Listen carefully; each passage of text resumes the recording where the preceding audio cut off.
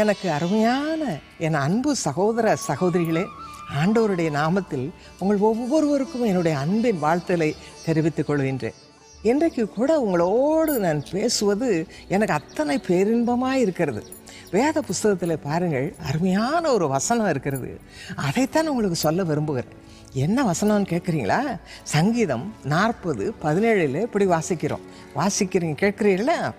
நான் சிறுமையும் எளிமையுமானவன், கர்த்தரோ என் மேல் நினைவாய் இருக்கிறார். தேவரீர் என் துணையும் என்னை விடுவிக்கிறோருமாயிருக்கிறீர். என்ன அருமையான வார்த்தை! இந்த நாட்களில் பாருங்கள், பணம் இல்லை, பொருள் இல்லை, படிக்க வழி இல்லை, திருமணமாகலை, இப்படி எத்தனை பிரச்சனை, சிறுமை, எளிமை. இன்றைக்கு கண்ணீரில் வாழ்கிறோம். உங்களில் கூட இன்றைக்கு எத்தனையோ பேர் கண்ணீர் விட்டு கொண்டிருக்கலாம். என் வாழ்க்கை அப்படித்தானே இருக்கிறது. சிறுமைப்பட்டு கொண்டிருக்கிறேன், எனக்கு ஆறுதல் யாரும் இல்லையே என்றெல்லாம் நீங்கள் சொல்லி கொண்டிருக்கலாம் அருமையானவர்களே. ஆனால் ஆண்டவர் சொல்லுகிறார், அப்படிப்பட்டவர்களுக்கு தான் நான் துணையாக இருக்க விரும்புகிறேன், உதவி செய்ய விரும்புகிறேன், உங்களை தூக்கி எடுக்க விரும்புகிறேன். அப்படித்தான் வேத புஸ்தகத்தில் 1 சாமுவேல் பார்த்தீங்கன்னா, அங்கே அன்னாள் என்ற மகள், அதாவது ஒரு பெண் குழந்தை இல்லைனால் சிறுமை, எளிமை. அப்பொழுது அவள் கதறி அழுகிறாள். என்ன நடக்கிறது பாருங்க. அவள் சொல்லுகிறாள், 1 சாமுவேல் 2:8 அவள் இப்படி சொல்லுகிறாள், அவர் சிறியவனை புழுதியிலிருந்து எடுத்து எளியவனை குப்பையிலிருந்து உயர்த்துகிறார். என்ன அருமையான காரியம்! இன்றைக்கு இது நடக்கிற ஒரு காரியம். இன்றைக்கு உங்கள் வாழ்க்கையில் நடக்க போகிறது. இதை நீங்கள் எண்ணி சந்தோஷமாக இருங்க. ஆண்டவர் உங்களோடு கூட இருக்கிறார், துணை செய்து தேற்றுகிறார். இப்பொழுதும் கூட ஒரு நல்ல அழகு பாடலை கேட்க போகிறீங்க. அதுக்கு பிறகு அருமையான சாட்சியை கேட்க போகிறோம். பாடலை கேட்டு மகிழ்வோமா? இயேசு கிறிஸ்துவின் நாமம் இதே, இனிமையாமே, இன்பமதுவே, ஏழைக்கும் மாறுதலே. இயேசு கிறிஸ்துவின் நாமம் இதே.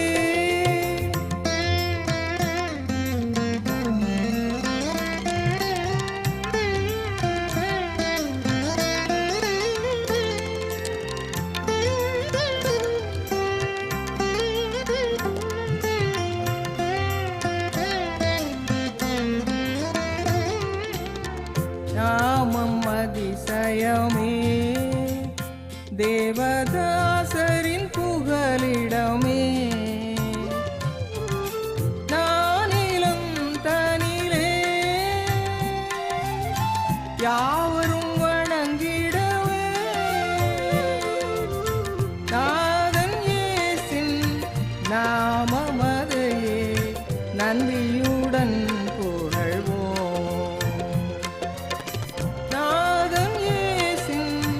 நாமமதையே நன்றியுடன் புகழ்வோம். இயேசு கிறிஸ்துவின் நாமம் இதே, இனிமையாமே, இன்பமதுவே, ஏழைக்கும் மாறுதலே. இயேசு கிறிஸ்துவின் நாமம் இதே.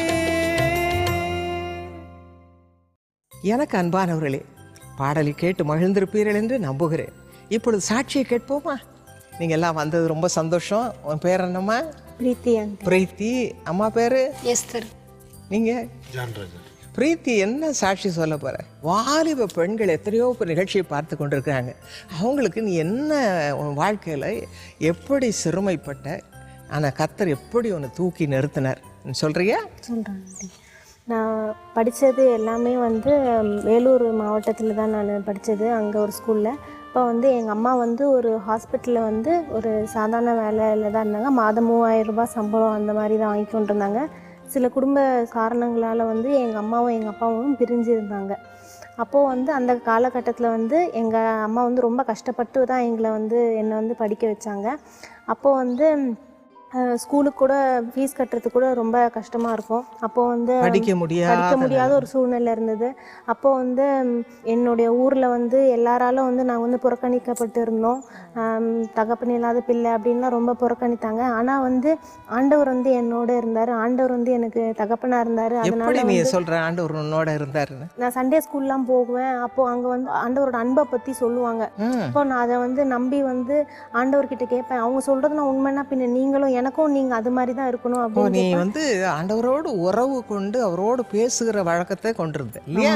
என்ன ஆச்சரியம்! அன்பான வாலிப பிள்ளைகளே, இதுதான் ரகசியம். வெற்றியின் ரகசியம் அதுதான். அவள் ஆண்டவரை தெரிந்த உடனே, கேள்விப்பட்ட உடனே ஆண்டவரை பிடித்து கொண்டாள். சரிம்மா, தொடர்ந்து அதுக்கப்புறம் வந்து ரொம்ப கஷ்டப்பட்டுட்டு இருந்த சூழ்நிலையில் வந்து எங்கள் ஊரில் வந்து இந்த மாதிரி சேலரி கம்மியாக வாங்குற பிள்ளைங்களை வந்து படிக்க வைக்கிறோம் அப்படின்ட்டு கம்பேஷன் இந்தியான்ட்டு ஒரு ஆர்கனைசேஷன் முன் வந்தது. அப்போ அதில் வந்து என்னை வந்து சேர்த்துக்கிட்டாங்க. அது மூலமாக வந்து யாரோ என்னை பார்க்காத ஆட்கள் யூஎஸ்லேருந்து அந்த ஆர்கனைசேஷன் மூலமாக எனக்கு வந்து ஸ்கூலுக்கு வந்து ஹெல்ப் பண்ண வந்து எனக்கு உதவி செய்தாங்க. ஆனால் நீ யார் இது செய்தார்னு நினைக்கிறேன்? அது வந்து கடவுளோட மூலமாக ஆண்டவர் பேசினார் அவங்க கூட. அதனால தான் வந்து எவ்வளோ பெரிய காரியம் பற்றியா நடக்கக்கூடாததை ஆண்டவர் செய்திருக்கிறார். இப்போ நான் நினச்சி கூட பார்க்கல. அப்போ ஒரு நல்ல ஸ்கூலில் படிக்க எனக்கு ஆண்டவர் வந்து ஹெல்ப் பண்ணார். அப்போ நான் வந்து 9ஆம் 10ஆம் வகுப்பு அந்த டைமில் வந்து ஸ்கூலில் படிச்சுட்டு இருந்தப்போ வந்து எனக்கு ரொம்ப கஷ்டமாக இருந்தது. எனக்கு மேக்ஸ்னால் சுத்தமாக வரவே வராது. எங்கள் மேடம் கிட்ட ரொம்ப திட்டு வாங்குவேன் நான். எங்கள் மேக்ஸில் முதல்ல வச்ச பரீட்சையெல்லாம் 100க்கு 54 மதிப்பெண்கள் தான் வாங்கினேன். அப்போ எங்கள் மேடம் என்னை கூப்பிட்டு ரொம்ப திட்டினாங்க. அப்போ நான் ரொம்ப கவலைப்பட்டுட்டு இருந்தேன். நான் போய் இனிமேட்டு ஸ்கூலுக்கே போக மாட்டேன், அந்த மாதிரிலாம் ரொம்ப சோர்ந்து போயிட்டேன். அப்போ வந்து எங்கள் வீட்டு பக்கத்தில் இருக்கிற மிஷினரி அங்கிள் வந்து யாக்கோபு 1:5 வந்து அந்த வசனத்தை எனக்கு எடுத்து சொன்னார். உங்களில் ஒருவர் ஞானத்தில் குறைவில் வந்தால் யாருக்கும் சம்பூர்ணமாய் கொடுக்குறவரும் ஒருவரும் கடிந்து கொள்ளாமல் தேவனுக்கு கேட்கும், அப்போது அவனுக்கு கொடுப்பார் அப்படின்னு சொன்னார். அந்த வசனத்தை நீ இந்த வசனத்தை வச்சு நீ நம்பி ஜெபம் பண்ண, ஆண்டவர் கண்டிப்பாக உனக்கு தருவார்னு. அன்னிலிருந்து நான் அந்த வசனத்தை டெய்லி ஒவ்வொரு தடவை படிக்க போகிறதுக்கு முன்னால் சாயங்காலம் வந்து ஒரு 15 மினிட்ஸ் பைபிள் எடுத்து வாசிச்சுட்டு ப்ரேயர் பண்ணிவிட்டு அந்த வசனத்தை சொல்லிவிட்டு படிக்க ஆரம்பிப்பேன். அதுக்கப்புறம் வந்து சப்போஸிங் எனக்கு ஏதாவது கணக்கு நடுவில் புரியல அப்படின்னா எனக்கு யாரையும் சுற்றி சொல்லி தரத்துக்குலாம் அங்கே ஆள் இல்லை. டியூஷனில் சேர்த்து படிக்க வைக்கிற அளவுக்கும் எங்கள் வீட்டில் வந்து அப்போ வசதி இல்லை. அப்போ என்ன பண்ணால் ஆண்டவர்கிட்ட தான் கேட்பேன், ஏசப்பா நீங்கள் எனக்கு சொல்லித்தாங்க அப்படின்ட்டு அந்த வசனத்தை தான் திருப்பி சொல்லுவேன். அப்போ ஆச்சரியவிதமாக எனக்கு வந்து அந்த டக்குன்னு புரியாது இருந்த கணக்கு கூட அப்போ டக்குன்னு திடீர்னு புரிஞ்ச மாதிரி இருக்கும். அப்போ வந்து இந்த மாதிரி போயிட்டு இருந்தது. அப்புறம் வந்து நான் கடவுள் எனக்கு கொஞ்சம் கொஞ்சமாக நல்லா ஹார்ட் ஒர்க் பண்ணுறதுக்கு எனக்கு வந்து உதவி செஞ்சார். அதிக நேரம் படிப்பில் செலவிடுறதுக்கு வந்து கடவுள் எனக்கு வந்து உதவி செஞ்சார். அப்போ நான் டெய்லி இந்த வசனத்தை சொல்லி அந்த ஒவ்வொரு தடவை ஸ்கூலுக்கு போகிறதுக்கு முன்னால் கிளாஸ்க்கு போகிறதுக்கு முன்னால் பைபிள் வாசிச்சுட்டு அதுக்கப்புறம் தான் அந்த நாளையே நான் ஸ்கூலுக்கு முன்னால் ஏசப்பா என்னால் முடியாது, நீங்கள் தான் எனக்கு உதவி செய்யணும் அப்படின்னு சொல்லிட்டு படிக்க ஆரம்பிப்பேன். கடவுளோட பெரிய ஆச்சரியம், கடைசியில் 10th பப்ளிக் எக்ஸாமில் மேக்ஸில் சென்டம் வாங்க வந்து கடவுள் வந்து உதவி செய்தார். நம்ம ஆண்டவர் உயிரோடு இருக்கிறார் இல்லையாம்மா? இன்னும் என்னோட ஜெபத்தெல்லாம் ஆண்டவர் கேட்டுட்ருக்கிறாரு. அப்புறம் 11ஆம் 12ஆம் கிளாஸ்க்கு வந்து நான் போனேன். அப்போது வந்து படிக்கிற ஃப்ரெண்ட்ஸ் கூடலாம் சேர்ந்துட்டு அது மாதிரி சரியாக படிக்காமல் இருந்தேன். அப்போது வந்து ரொம்ப கஷ்டப்பட்டுட்டு இருந்தேன். ஆண்டவரே நான் என்ன ஏசப்பா இது மாதிரி படிக்காமல் இருக்கிறேன், என்னோட வீட்டு சூழ்நிலை நான் உணர்ந்து படிக்கணும் ஏசப்பா அப்படின்ட்டு நான் ரொம்ப உணர்ந்தேன். ஆனால் வந்து என்னால் வந்து படிக்க வரும்போது ரொம்ப கஷ்டமாக இருக்கும், என்னால் முடியல அப்படின்ட்டு. அப்போது வந்து எங்கள் டீச்சர்ஸ்லாம் நீ வந்து ஏன் இந்த மாதிரி பண்ணுற, நீ நல்லா படிக்கணும் அப்படின்ட்டு இது பண்ணாங்க. அப்போது வந்து இந்த கம்பேஷன் இந்தியா மூலமாக ஒரு கேம்ப் வச்சுருந்தாங்க எங்கள் வெள்ளூரில், வாலிபர்கள் முகாம். அதுக்கு நான் போயிருந்தேன். அங்கே வந்து ஆண்டவர் என்னோட தெளிவாக பேசினார். இந்த மாதிரி இந்த உலகத்தின் இச்சை எல்லாமே மாயை தான், ஆனால் வந்து என்றும் மாறாதது என்னுடைய அன்பு மட்டும்தான் அப்படின்னு கூட தெளிவாக பேசினார். அது இல்லாமல் வந்து என்னோடய வீட்டு சூழ்நிலை இன்னும் எனக்கு நல்லா புரிய வச்சார். எங்கள் அம்மா என்னை எவ்வளோ கஷ்டப்பட்டு படிக்க வைக்கிறாங்க அப்படின்றது இன்னும் எனக்கு தெரிய வச்சார். அப்புறம் அந்த கேம்பில் வந்து என்னோடய வாழ்க்கையை வந்து நவம்பர் மாதம் 2005ஆம் ஆண்டு அந்த கேம்ப் நடந்துச்சு. அந்த கேம்பில் தான் என்னோடய வாழ்க்கையை நான் ஆண்டவருக்கு ஒப்பு கொடுத்தேன். அன்னிலேருந்து அதுக்கப்புறம் ஒரு 3 months தான் இருந்தது எக்ஸாமுக்கு. ஆனால் அன்னிலேருந்து ஒவ்வொரு நாளும் நான் திருப்பி இந்த யாக்கோபு 1:5 வசனத்தை சொல்லி டெய்லி படிக்க ஆரம்பித்தேன். ஏசப்பா நீங்கள் என் கூட உட்காந்து எனக்கு சொல்லித்தாங்க அப்படின்னு சொல்லி டெய்லி. ஆனால் அன்னிலேருந்து டெய்லி நல்லா ஹார்ட் ஒர்க் பண்ண ஆரம்பித்தேன். கடவுள் வந்து ஏசப்பா நீங்கள் என் கூட இருக்கணும் அப்படின்ட்டு ஒரு தடவும் படிக்கும்போது இது ஜெபம் பண்ணிட்டு படிக்க ஆரம்பித்தேன். அப்புறம் வந்து அந்த டைமில் வந்து எனக்கு வந்து இந்த எக்ஸாம் ப்ரேயர்னு ஒன்று பால் தினகரன் அங்கிள் எழுதின ஒரு அந்த சின்ன கார்டு மாதிரி ஒருத்தவங்க கொடுத்தாங்க. அப்போ ஒவ்வொரு தடவும் படிக்கிறதுக்கு போகிறதுக்கு முன்னால் அந்த கார்டில் இருக்கிற ப்ரேயரை வந்து நான் சொல்லிட்டு படித்தேன். இது 12th. அப்போ வந்து அந்த ப்ரேயரில் வந்து நல்ல ஆறுதலாக இருக்கும். இந்த மாதிரி வந்து ஏசப்பா நான் பண்ண தப்பலாங்கன்னு மன்னிச்சிருங்க, ஆனால் இன்றைக்கு நான் உங்களுடைய பிள்ளையாக இருக்கிறேன், நீங்கள் வந்து என்னை உயர்த்தணும் அப்படின்ட்டு. அப்படி சொன்னதுனால நீ நல்லா படிக்க ஆரம்பிச்ச. அப்போ 12th என்ன மார்க் வாங்கின? 12th வந்து கடவுள் வந்து எனக்கு 1200க்கு 1133 மதிப்பெண்கள் வாங்க உதவி செய்தார். சரி, அப்புறம் என்ன செய்யுது, என்ன படிக்கணும்னு ஆசைப்பட்டேன்? எனக்கு ஒரு கைடன்ஸுமே ஆக்சுவலாக இல்லை, என்ன படிக்கிறது அப்படின்லாம் தெரியாது. அப்போ வந்து நான் ஆண்டவர்கிட்ட கேட்டேன், ஏசப்பா நான் என்ன படிக்கணும், நீங்கள் சித்தம் வச்சுருக்கிறீங்க அப்படின்னு கேட்டேன். அப்போ ஆண்டவர் வந்து தெளிவாக என்னோட ஏசாயா 61:1 மூலமாக பேசினார். அப்போ வந்து நான் கன்ஃபார்ம் பண்ணிக்கிட்டு ஆண்டவர் என்னதோ மெடிக்கல் லைனில் தான் போக எனக்கு வந்து இது வச்சிருக்கிறாரு அப்படின்ட்டு. அப்போ வந்து நான் தமிழ்நாடு கவுன்சிலிங் அப்ளை பண்ணேன். ஆனால் ஃபஸ்ட்டு வந்து எனக்கு மெடிக்கல் சீட் வந்து கிடைக்கல, இன்ஜினியரிங் தான் கிடைச்சிதுன்னு நான் கோயம்புத்தூரில் இருக்கிற பிஎஸ்ஜி காலேஜ் ஆஃப் டெக்னாலஜியில் பிடெக் எடுத்து சேர்ந்துட்டேன். ஆனால் வந்து எனக்கு இந்த வசனம் இருந்துக்கிட்டே இருந்தது, ஏசப்பா நீங்கள் இதுக்கு தான் தெரிந்து கொண்டீங்க, நான் வார்த்தை என் வாழ்க்கையில் பழிக்கணும்ல ஏசப்பா அப்படின்ட்டு நான் ஆண்டவர்கிட்ட ஜெபிச்சேன். திருப்பி செகண்ட் கவுன்சிலிங்லேயே என்ன அந்த மெடிசனில் இதுக்கு கூப்பிட்டதுக்கப்புறம் எனக்கு வந்து இங்கே அதே கோயம்புத்தூரில் PSG college of medical sciences பின்னாலே மெடிக்கல் காலேஜ்லேயே எனக்கு பிடெக்லேருந்து பின்னாலே எனக்கு கிடைக்கும். விருப்பப்படியே கர்த்தர் நிறைவேற்றினார். சரி, இப்போ என்ன முடிச்சிட்டியா? இப்போ எம்பிபிஎஸ் முடிச்சிட்டேன். 4 இயர்ஸ் ஆகி போச்சு. 4 இயர்ஸ் முடிச்சிட்டேன். அதுக்கப்புறம் வந்து எனக்கு வந்து ஒரு குழந்தை டாக்டர் ஆகணும்ட்டு என்னோட விருப்பம். அது உன் விருப்பம் நிறைவேறுச்சு. ஆண்டவர் வந்து பெரிய அதிசயமா நான் ஃபர்ஸ்ட் அட்டெம்ப்ட்ல எழுதின இதுல வந்து எனக்கு வந்து அது கொடுத்தாரு. இப்போ நான் இங்க மெட்ராஸ் மெடிக்கல் காலேஜ்ல வந்து ஃபர்ஸ்ட் இயர் டிசிஹெச் பண்ணிட்டு இருக்கேன். Very good, very good. இப்போ உன்னுடைய விருப்பத்தை எல்லாம் ஆண்டவர் நிறைவேற்றிட்டார். அதில் ஒரு பெரிய ஆச்சரியம் என்னென்னா, நான் வந்து 2006ஆம் ஆண்டு வந்து இயேசு அழைக்கிறாருக்கு வந்து நான் லெட்டர் எழுதி போட்டிருந்தோம், இந்த மாதிரி வந்து எனக்கு ஒரு மெடிக்கல் சீட் கிடைக்கணுன்ற. அப்போ வந்து கொடுத்த வசனமும் அதே தான் எனக்கு கொடுத்துருந்தாரு. சங்கீதம் 20:4 அவர் மன விருப்பத்தின்படி உனக்கு தந்தருவார் அப்படின்னு அதே மாதிரி நிறைவேற்றிருக்கேன். இப்போ நான் உன் வாழ்க்கை நீ சொன்னதை வச்சு நான் என்ன நினைக்கிறேன்னா, கர்த்தர் உன்னோட இருக்கிறார். அப்படித்தானமா உணர்ற? உலகத்தில் நீ சிறுமைப்பட்டிருக்க, எளிமை நிலைமையில் இருந்திருக்கு. ஆனால் அந்த வசனத்தின் படி பாரு, கர்த்தர் உன்னோடு கூட இருந்து துணையாக இருந்து இவ்வளோ தூரம் கொண்டு வந்திருக்கிறார். இவ்வளோ பெரிய இவ்வளோ அருமையான மகளை கொடுத்துருக்கிறார். இப்போ கடவுளுடைய பிள்ளை, உங்களுக்கு தான் பிள்ளை, ஆனால் ஆண்டவருக்கு அவளை தத்தகம் செய்திருக்கிறார். இன்றைக்கி பாருங்கள், அவளுடைய வாழ்க்கையில் எவ்வளவு ஆசீர்வாதம். எங்களுக்கெல்லாம் பெருமையாக இருக்குது. She is a doctor. எவ்வளவு சந்தோஷம். இந்த குடும்பத்தை கட்டியிருக்காரு, ஒரு குட்டி பையனை கொடுத்துருக்கிறாரு, இன்னொரு பிள்ளையை கொடுத்துருக்கிறாரு. குடும்பம் சம்பூர்ணமாக ஆசீர்வதிக்கப்பட்டிருக்கிறீங்க இல்லையா? இதெல்லாம் செய்த ஆண்டவருக்கு தான் நம்ம மகிமை கொடுக்கணும் இல்லையா? உங்களுக்கு ரொம்ப சந்தோஷம். இவ்வளோ தேடி வந்து இந்த சாட்சி, அருமையான சாட்சியம். உன்னை போல் வாலிப பிள்ளைகளுக்கு எவ்வளோ பிரயோஜனமாக இருக்கும் தெரியுமா? நீ சொன்ன எக்ஸ்பீரியன்ஸ் ஒன்றும் அவ்வளவு பெரியது, மகிமையானது. God bless you. என் அருமையான சகோதர சகோதரிகளே, சாட்சி எவ்வளவு அருமையாக இருந்து கொண்டு மனதை உடைத்து விட்டதல்லவா? ஒரு புது நம்பிக்கையை கொடுத்து விட்டதல்லவா? அப்படித்தான் உங்கள் வாழ்க்கையிலும் ஆண்டவர் இன்றைக்கு அதே நம்பிக்கையை கொடுக்க போகிறார். இந்த மகளுடைய நம்பிக்கை ஆண்டவர் மேலேயே இருந்தது. அவளுடைய பெயர் பிரீத்தி. வாலிப பெண். இன்றைக்கு எத்தனை வாலிப பிள்ளைகள் நம்பிக்கையற்று வாழ்ந்து கொண்டிருக்கிறீர்கள். என்னுடைய எதிர்காலம் இருளாக இருக்கிறதே, எனக்கு பணம் கொட்டுறவங்க யாரும் இல்லையே, என் படிப்பு என்னாகுமோ, என் வாழ்க்கை என்னாகுமோ என்றெல்லாம் கலங்கி கொண்டிருக்கிறீர்கள் அல்லவா? இந்த பெண்ணுடைய வாழ்க்கை உங்களுக்கு ஒரு சவாலாக இருக்கிறது. பாருங்கள், சங்கீதம் 30:11 இப்படி சொல்லுகிறது, என் புலம்பலை ஆனந்த களிப்பாக மாற பண்ணினீர், என் ரட்டை களைந்து போட்டு மகிழ்ச்சி என்னும் கட்டினால் இடை கட்டினீர். இந்த வசனம் எவ்வளவு அருமையான ஒரு ஆறுதலை கொடுக்கறது பாரு. இன்றைக்கு நம்ம இது வசனம் வாசிக்கிறதே இல்லை. அருமையான வாலிப பிள்ளைகளே, இந்த பெண்ணுடைய வாழ்க்கையில் அவள் ஆண்டவர் மேல் வைத்திருந்த நம்பிக்கை தான் அவளுக்கு ஒரு புத்துணர்ச்சியை கொடுத்தது. அவளுடைய வாழ்க்கையில் மேலே உயரும்படி செய்து. நீங்களும் உயர வேண்டும், உங்களால் முடியும். பெற்றோர் ஒருவேளை கைவிடலாம், அவ்வளவுதான், என்னால் படிக்க வைக்க முடியாது, எப்படியோ போ என்று சொல்லலாம். ஆனால் நீங்கள் அந்த பெண்ணை போல ஆண்டவர் மேல் நம்பிக்கை விசுவாசம் கொள்வீர்களானால் இந்த ஆசீர்வாதத்தை பெற்றுக்கொள்வீர்கள். உங்களுடைய புலம்பல் மாறிப்போ ஆனந்த களிப்பாக மாறும். இதை நானும் என்னுடைய அனுபவத்தில் அனுபவித்து தான் உங்களோட பேசுகிறேன். உண்மையான ஒரு கூற்று. இதை வேதத்தில் வாசித்து பாருங்கள், எவ்வளோ அருமையான வார்த்தைகள். இதை போல நமக்கு ஆண்டவருடைய ஒரு அஷ்யூரன்ஸ், ஒரு நிச்சயத்தை கொடுக்கறதா இருக்கிறது. நம்ம வாசிக்கிறது இல்லை, சும்மா அவங்க சொன்னாங்க, இவங்க சொன்னாங்க, அந்த தம்பி சொன்னார், அந்த ஃப்ரெண்டு சொன்னார், அவங்க வார்த்தையை தான் நம்புகிறோம். இல்லை பிரியமானவர்களே, இந்த வேத வசனத்திலே ஆண்டவர் உங்களோடு பேசுகிறார். அவர் பேசுகிற வார்த்தையை நீங்கள் எடுத்துக்கொள்ளுங்க. சங்கீதம் 145:18 என்ன வாசிக்கிறோம்? தம்மை நோக்கி கூப்பிடுகிற யாவருக்கும் உண்மையாய் தம்மை நோக்கி கூப்பிடுகிற யாவருக்கும் கர்த்தர் சமீபமாக இருக்கிறார். இது ஒரு நல்ல காரியம். படித்துக்கொள்ளுங்கள். பெற்றோராக இருக்கலாம், வயது சென்றவர்களாக இருக்கலாம், குடும்ப வாழ்க்கையில் உடஞ்சிந்து போனவர்களாக இருக்கலாம், அல்லது வாலிப பிள்ளைகளாக இருக்கலாம். யாரானாலும் சரி, அவரை கூப்பிடும் பொழுது உங்கள் வீட்டுக்கு வருவார், உங்கள் உள்ளத்தில் வருவார், உங்களோடு கூட இருப்பார். என்னுடைய வாழ்க்கையில் அப்படித்தான் நடந்தது. 16 வயது வரை எனக்கு அப்பா அம்மா தான் எல்லாம், கடவுள் கிடையாது. கடவுள் தெரியும், ஏசுவாமியை பற்றி தெரியும், ஆனாலும் அவருக்கு இம்பார்ட்டன்ஸ் கொடுக்கல. எங்கள் அப்பா அம்மா தான். எங்கள் அப்பா கேட்டால் கொடுக்குறாங்க, எங்கள் அம்மா கேட்டால் வாங்கி கொடுக்குறாங்க. இதுக்கு மேலே என்ன வாழ்க்கை, அவ்வளோதான் என்று நான் நினைத்தேன்.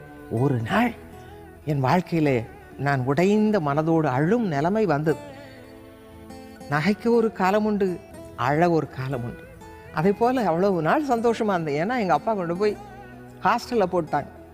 இன்றைக்கி ஹாஸ்டல் லைஃப் அனைவரும் பிடிக்கிறது இல்லை, எனக்கும் பிடிக்கல, இஷ்டமே இல்லை. போன உடனே அப்பா அம்மா இல்லையே, அப்பா அம்மா இல்லையே, அதான் நினைத்து கொண்டிருந்தேன். ஒரு நாள் அப்படி தான் அழுது கொண்டு உட்கார்ந்துருந்தேன். அந்த நேரத்தில் ஆண்டவர் பிரசன்னம் என்னை நிரப்பினது, எந்த அறையை நிரப்பினது.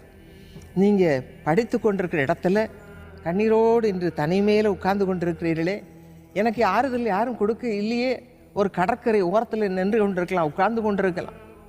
அப்படிப்பட்ட நிலைமையில் ஆண்டவர் அங்கே வருகிறார். நீங்கள் கூப்பிடுங்க, எனக்கு யாருமே கிடையாது, நீர் தான் எனக்கு ஒத்தாசை கொடுக்குறவர். அந்த நேரத்தில் அவர் வருவார் பாருங்கள். என்னை தேடி வந்தார், நான் அவரை தேடவே இல்லை.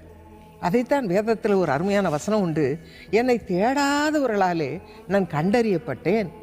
நீங்கள் தேடாமல் இருக்கிறீங்களா? இன்றைக்கி ஆண்டவர் உங்களை பார்த்து வருகிறேன். என்கிட்ட வந்தார், என் அறைக்கு வந்தார். அன்று முதல் எனக்கு ஒரு பிரத்யேக அன்பு அவர் மேலே உண்டாயிற்று. அவருடைய அன்பு என்னை அப்படியே இழுத்துக்கொண்டது.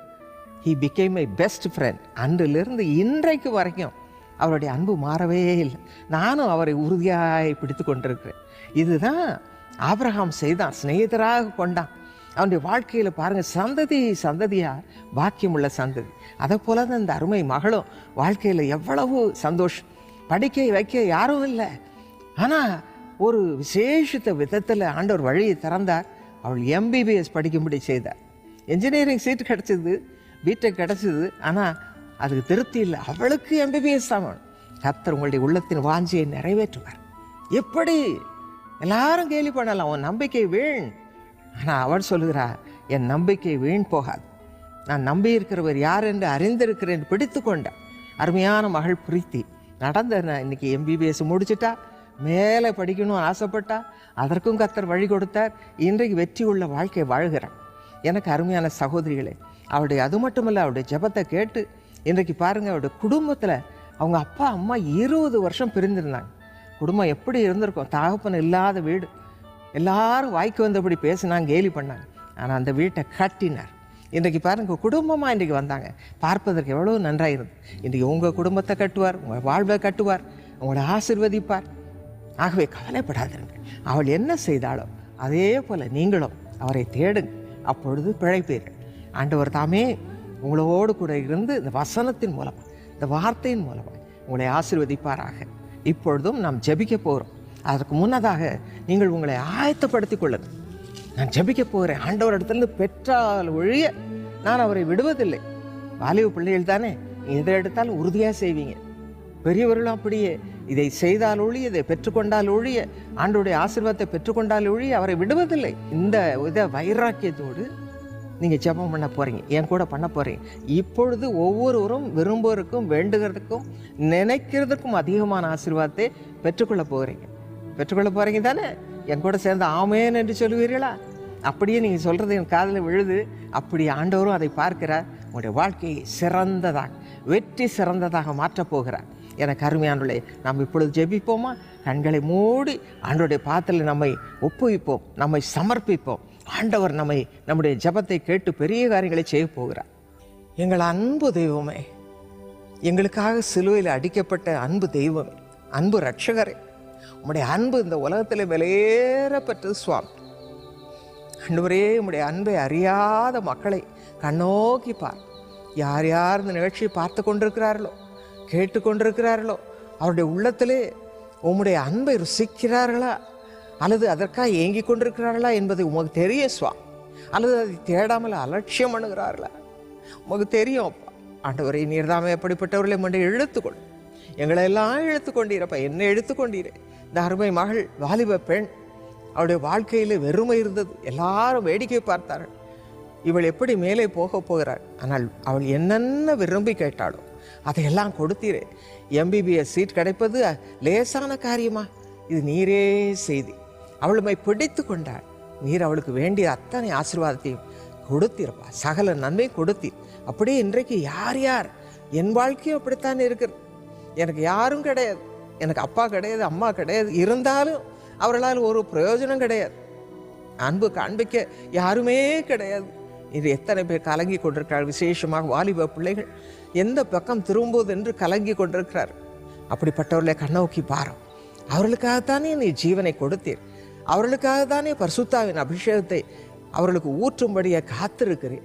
இன்றைக்கு சுவாமி இந்த மகளுடைய வாழ்க்கையை செழிக்க செய்தி, இருளில் இருந்த அந்தகாரத்தில் இருந்த அவளுடைய வாழ்க்கையை ஒளிக்குள் கொண்டு வந்தீர். இந்த ஒளி என்ன? நீர்தான் அந்த ஒளி. ஆகவே இப்பொழுது யார் யார் என்னோடு கூட கண்களை மூடி கருத்தாய் வேண்டுதல் செய்து கொண்டிருக்கிறார்களோ அவருடைய வாழ்க்கையை கட்டும் சுவாமி. மனதான் முடியும். உடைந்த இருதயங்களை, உடைந்த வாழ்க்கையை 20 வருஷம் பிரிந்திருந்த அவருடைய பெற்றோர் ஒன்று சேர்ந்தார்கள் என்றால் இது மனுஷரால் கூடுமா? கூடவே கூடாது. அந்த தகவன் திரும்பி வந்து இந்த குடும்பத்தை பொறுப்பெடுத்துக் கொள்வாரானால் அது உம்மாலே மட்டுமே கூடும். அப்படி இன்றைக்கு யார் யார் கண்ணீரில் இருக்கிறார்கள், என் வாழ்க்கையில் என்னன்னு தெரியல, எப்படி ஆக போகுதோ தெரியல, நம்பிக்கை இல்லாமல் இருக்கிறார்களோ அவருடைய வாழ்க்கையில் இனி நம்பிக்கையாக ஆறுதல் தருபவராக, ஆசீர்வதிப்பவராக, அபிஷேகம் கொடுப்பவராக, அவருடைய வாழ்க்கையை கட்டுபவராக இன்று எழுந்தருளும். வல்லமை இறங்குவதாக. அப்படிப்பட்ட மக்கள் மேலும் வல்லமை இறங்குவதாக. ஆண்டவர் இழந்து போன எல்லாவற்றையும் கொடுமப்பா. இந்த பிள்ளைகளுடைய வாழ்க்கையை கட்டும், வாலிப பிள்ளைகளுடைய வாழ்க்கையை கட்டும், குடும்பங்களை கட்டும். தனிமையில் இருக்கிறவர்களுக்கு வீடு வாசல் ஏற்படுத்துவேன்னு சொன்னீரே, அப்படி செய்யும் ஆண்டவர். எல்லாவற்றுக்கும் மேலாக உடைய அபிஷேகத்தின் மூலமாக அவர்களை சந்தோஷப்படுத்தும். அவர்கள் விரும்புவதற்கும் வேண்டுவதற்கு அதிகமான நன்மைகளை கொடும். இப்பொழுது இந்த ஆசீர்வாதத்தை நீர் கொடுக்கறதுக்காக ஸ்தோத்திரம். உமக்கு நன்றி சுவாமி. நீ நன்மைகளையே செய்கிற தேவன், நன்மையாலும் கிருபையால் நிரப்புகிற தேவன். உடைய பிள்ளைகளை நிரப்புவதற்காய் ஸ்தோத்திரம். சரீரத்தின் பாடுகளை மாற்றுவதற்காய் ஸ்தோத்திரம். என்னென்ன காரியங்களுக்காக ஜெபிக்கிறார்களோ, என் கண்ணு தெரியலையே, என் வயிற்றில் இருக்கிற பிரச்சனை மாறலையே, என்னுடைய சரீர பிரச்சனை, இந்த சொறி சிறங்கு மாறலையே, இந்த கட்டி வந்து வந்து என்னை வேதனைப்படுத்துகிறே, ஃபைப்ராய்டு எல்லாம் என்னுடைய சரீரத்தில் வந்து என்னுடைய குழந்தை தரிக்க முடியாத நிலைமையை நான் பெற்று அனுபவிக்கிறேனே, இப்படி கலங்குகிற பிள்ளைகளுக்கு அற்புதம் செய்யும். இப்பொழுது அற்புதம் இறங்குவதாக, வல்லமை இறங்குவதாக. ஆசீர்வதி. இயேசுவின் நாமத்தில் ஜெபிக்கிறோம் நல்ல பிதாவே, ஆமென். அருமையானவர்களே, எவ்வளவு அருமையான காரியத்தை, சத்தியத்தை அறிந்து கொள்கிறோம். வேத புஸ்தகம் தான் இவ்வளவு நமக்கு சொல்லிக் கொடுக்குது. ஆகவே தயவு செய்து உங்களிடத்தில் நான் கேட்கிற ஒரே ஒரு காரியம், நான் பெற்ற இன்பம் நீங்களும் பெறுங்கள். வேத வசனத்தை வாசியுங்கள், வாசியுங்கள், வாசியுங்கள். ஜெபியுங்க, கர்த்தரோடு பேசுங்க. அவரை ஒரு சிநேகிதராக கொண்டு உங்களோடு வைத்து கொள்ளுங்க. வேற யாரும் நமக்கு பெரிதல்ல உலகத்தில். அப்பா அம்மா இருக்கலாம், நண்பர்கள் இருக்கலாம், ஆனால் இயேசுவே பெரியவர்.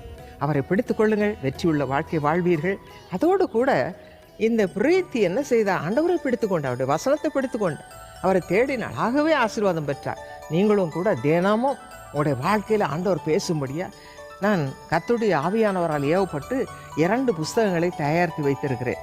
அதாவது 2 புஸ்தகத்துக்கும் தலைப்பு ஒன்று தான், நாளுக்கு ஒரு நல்வார்த்தை. இதில் 2 பாகம் இருக்குது. பார்ட் 1, பார்ட் 2 என்று 2 பாகம் இருக்குது. இந்த 2 பாகத்தையும் வாசித்து நீங்கள் காலையில் வாசிக்கலாம், சாயங்காலம் வாசிக்கலாம். இதை வாசித்து இதன்படி ஆலோசனைகள் எடுத்துக்கொள்வீர்களானால் உங்களுடைய வாழ்க்கை பாக்கியமாக மாறும். கர்த்தர் தாமே உங்களை பாக்கியவான்களாக, பாக்கியவதிகளாக மாற்றுவாராக.